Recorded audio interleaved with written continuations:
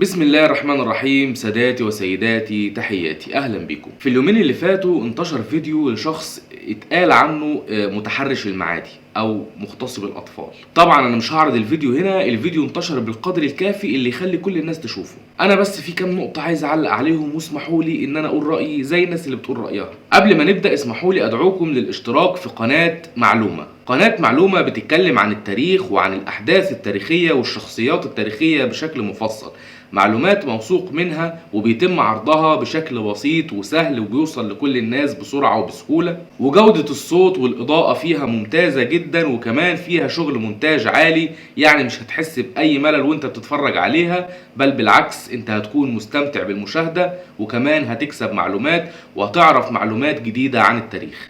هتلاقوني سايب لكم رابط القناة في صندوق الوصف، اشتركوا فيها وقولوا لي رأيكم فيها، ولو حابين تعرفوا أي معلومات عن التاريخ اكتبوها له في التعليقات وهو يعمل عنها فيديوهات إن شاء الله.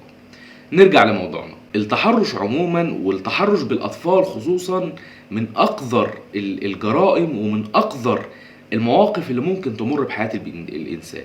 وخليني هنا أوضح نقطة. أول نقطة نبدأ نوضحها ان ده كان اغتصاب، ما كانش تحرش. كلمة تحرش دي بتبقى كلمة فيها ميوعة شوية، اللي هو تحرش يعني واحد مثلا بيعاكس واحدة، واحد ضايق واحدة، انما ده ما كانش تحرش، ده هو واخد البنت في نيته اغتصاب. فده اغتصاب، خلينا نسمي الحاجات او خلينا نسمي الاشياء بمسمياتها، ده اغتصاب مش تحرش. وانا بناشد القضاء ان هو يوقع عليه اقصى عقوبة عشان يكون عبرة لامثاله، ومحدش تاني يفكر لمجرد التفكير ان هو يعمل حاجة زي دي مع اطفال او مع كبار. الواقعة دي اتشافت في 100 واقعة بتحصل كل يوم ما بتتشافش. البنت دي اتلحقت في 100 بنت ما بتتلحقش. الانسان ده اتعرف والقذر ده اتعرف في 100 قذر غيره ما بيتعرفوش. بس كون ان الانسان ده اتفضح ده يخلينا نقول او يخلي كل الناس تتكلم بلسان واحد وبكلمة واحدة ان رصيده من الستر عند ربنا خلص، وان دي مش اول مرة يعمل كده، ده اكيد كذا مرة عمل كده، ومع التكرار ده ربنا بيستره كل مرة، بس فضحه المرة دي علشان رصيده من الستر خلص. في حاجة اسمها كده؟ في حاجة اسمها رصيد الستر؟ مفيش حاجة اسمها كده، مفيش حاجة اسمها رصيد ستر، ومفيش حاجة اسمها ان الانسان بيتفضح بعد ما بيعمل المعصية كذا مرة، لان ربنا ما بيفضحش من اول مرة. مفيش حديث ومفيش اي حاجة في السنة بتأكد الكلام ده. ممكن جدا ووارد جدا ان ربنا يفضح من اول مرة لكذا سبب. ربنا ما بيفضحش من اول مرة وبيمهل الانسان لعله يتوب ويستغفر ويرجع لربنا، بس ممكن كمان ربنا يفضحه من اول مرة عشان لو سابه ممكن الانسان ده يستحلي المعصية ويعملها تاني مرة واتنين وتلاتة وممكن يموت عليها. ممكن لو ربنا سابه من اول مرة الشيطان يستدرجه لمعصية اكبر منها. الله اعلم المرة اللي العبد بيتفضح فيها دي بتكون المرة الكام. ممكن تكون المرة الاولى، ممكن تكون التانية، العشرة، المية، الله اعلم. الستر ده حاجة بتاعت ربنا، محدش يعرف هو بيتكشف امتى، ومفيش حاجة اسمها رصيد ستر. سيدنا محمد صلى الله عليه وسلم قال ان الله حيي ستير. ربنا بيحب الستر وبيحب يستر العبد، بس ممكن يفضحه لأسباب زي ما قلنا من أول مرة أو بعد كذا مرة. فأهم نقطة كنت حابب أوضحها إن مفيش حاجة اسمها رصيد ستر بيخلص عند العبد.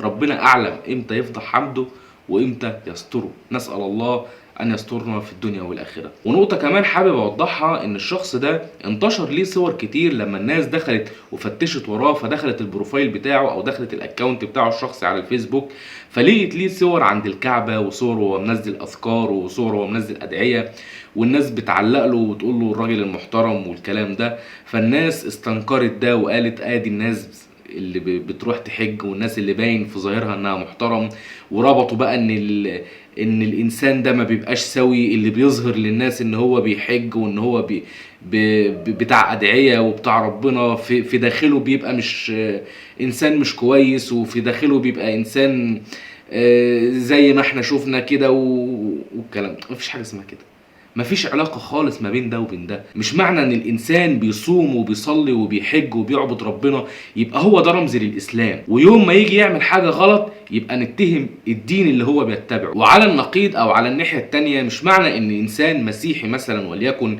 عمل حاجة غلط نقول ان الدين المسيحي كله كده، وان الدين المسيحي بيهيئ الجو لاتباعه انهم يكون غير سويين نفسيا. ما ينفعش ننسب الافعال القذرة اللي المسلمين بيعملوها للاسلام. الاسلام بريء من اي فعل قذر زي ده، والاسلام حاطط حدود وتشريعات تمنع الجرائم اللي زي دي. فمش عشان ده واحد ظاهره متدين ومحترم وفي نفس الوقت بيعمل كده يبقى اي حد ظاهره متدين ومحترم يبقى هو كمان بيعمل كده. وحاجة كمان حابب اوضحها، استروا بعض. ربنا بيحب الستر. استر غيرك عشان لما تتحط في موقف فيه فضيحة غيرك يسترك. ما بقولش من كلامي داروا على الجرايم ولا بتكلم عن الواقعة دي مخصوص، انا بستغل الواقعة دي علشان اكلمكم في حتة الستر. لما تشوف اخ ليك بيعمل حاجة غلط ومستتر بيها عن عيون الناس، استره انت كمان، لان ربنا كمان ستره. عشان لما انت كمان تكون في موقف معصية ومستتر من الناس وحد يشوفك يسترك هو كمان، وربنا يتم ستره عليك. وما تفرحش في حد اتفضح، ما تفرحش في حد ربنا فضحه بسبب معصية هو عملها. تخيل نفسك مكانه. كلنا بنعمل معاصي، مفيش حد معصوم، كلنا ولاد آدم وكل بني آدم خطاء وخير الخطائين التوابون. فكلنا لينا معاصي. احنا لو المعاصي اللي احنا بنعملها ليها ريحة محدش هيطيق يشوفنا في الشارع ولا يشم ريحتنا. احنا في معاصي بنعملها ابونا وامنا واهلنا اللي عايشين معانا في نفس البيت لو عرفوها عننا مش هيغفروها لنا وممكن يقطعونا بسببها. المعاصي دي ربنا عارفها وساطرها علينا. فكل واحد فينا وكل واحد بيسمعنا دلوقتي ليه معصية هو عارف انه لو اتفضح في المعصية دي محدش هيحبه ولا حد هيعرفه ولا حد هيحب يتكلم معاه تاني. فزي ما انت ما تحبش ان ربنا يفضحك في المعصية دي، استر غيرك عشان غيرك يسترك. ربنا يسترنا كلنا. واخر حاجة حابب اقولها، علموا ولادكم العيب والحرام والغلط والصح. علموا ولادكم محدش يلمس جسمهم غيركم، وعلموهم ان في مناطق حساسة في جسمهم ما ينفعش حد يلمسها حتى انتوا. علموا ولادكم مش اي حد غريب يقول لهم اي حاجة يصدقوها او يسمعوا كلامه. وعلموهم كمان يقولوا لكم على ده لو حصل معاهم. عرفوهم يقولوا لكم ان لو حد غريب حاول يلمس جسمهم يعرفوكم ويقولوا لكم وما يخافوش منكم. سمعنا كتير عن مدرسين كانوا بيعملوا كده مع الطلبة بتوعهم والطلبة بتوعهم كانوا بيخافوا يقولوا لأهلهم. ولادكم لو اطمنوا ليكم هتلحقوهم قبل ما تحصل مصايب كتير. ونصيحة أخيرة مني ليكم يا ريت تحطوها في عين الاعتبار، بلاش تدوا الثقة المطلقة لأي حد. مش كل واحد شكله محترم بيبقى فعلا محترم. مش كل واحد شكله طيب من بره وبيخاف عليك تأمن له ويبقى فعلا بيخاف عليك. وخلوا بالكم على اولادكم حتى من اقرب الناس ليكم، لان احنا عايشين وسط مجتمع ما بقيتش عارف مين الحلو ومين الوحش. وبس كده. اشترك في القناة عشان الفيديوهات الجاية توصل لك، واعمل شير للفيديو ده عشان يوصل لغيرك. تحياتي هشام مصطفى، والسلام عليكم ورحمة الله. لو انت وصلت لحد الدقيقة دي من الفيديو فانت راجل محترم جدا وعلى عيني وعلى راسي. حابب اشكرك جدا لصبرك عليا ولاهتمامك انك تسمع كلامي للاخر. وحابب كمان اعتذر لك عن جودة الصوت انها ما كانتش كويسة. المايك كان متوصل بالفعل وانا كنت حاطه هنا، هتلاقوه ظاهر في الفيديو، بس ما كانش متوصل في التليفون للاسف. وبيني وبينكم الفيديو كان طالع من قلبي كده فما حبيتش اعيده تاني. قلت خلاص الكلام طالع من القلب فان شاء الله هيوصل للقلب، وانتوا حبايبي وان شاء الله هتستحملوني وتعذروني. شكرا ليكم وشكرا على صبركم وعلى تحملكم سماع جودة الصوت السيئة دي. وانا بمنتج ما كنتش مستحمله، بس انتوا حبايبي وهتستحملوني وهتعذروني. وبالنسبة للناس اللي هتسأل على حلقة المصير، حلقة المصير ان شاء الله تنزل في ميعادها يوم الجمعة الجاية ومش هينفع نتأخر فيها تاني، لان بإذن الله هنخلصها قبل رمضان. فاستنوا حلقة المصير يوم الجمعة الجاية، وشكرا لكم آخر مرة، وسلام عليكم.